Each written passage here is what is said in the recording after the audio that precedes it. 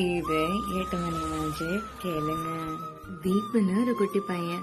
அக்கா அந்த குருவி நல்லா இருக்கான்னு கேட்டான். செம்மையா இருக்குடா, எங்கே வாங்கினேன்னு கேட்டேன். சொல்லாம ஓடிட்டான். காலையில ஆனா போதும் அந்த குருவி எடுத்துட்டு தன் ஃப்ரெண்ட்ஸ் வீட்டுக்கு போயிடுமா பெருமை பேத்துறதுக்காக.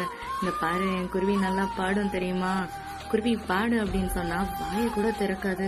கொம்மனும் எல்லாத்தையும் உருட்டி உருட்டி பாத்துட்டு இருக்கோம். ஆனா இந்த குருவி 4 மணி ஆனா போதும் அதிகாலையில கீச்சு கீச்சுன்னு அழகா சவுண்ட் விட்டுட்டு இருக்கோம். ஒரு நாள் எனக்கே கோவம் வந்துச்சு. என் தீப்பு கேக்குறான், பாடாம அதிகாலையில கத்திட்டு இருந்தா உன்னையவா ரசிப்பான். செவனின்னு பாடிட்டு இருந்தேன். வழியில பார்த்து என்ன கூண்டல் அடைச்சு வீட்டுல கொண்டு வந்து வச்சுட்டான்.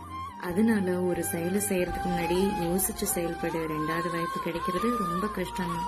வாய்ப்புகள் கிடைக்கிறது கஷ்டம்தான், ஆனா வாய்ப்பை உருவாக்குற சக்தி உனக்குள்ள இருக்கு, நீ மறந்துடாத.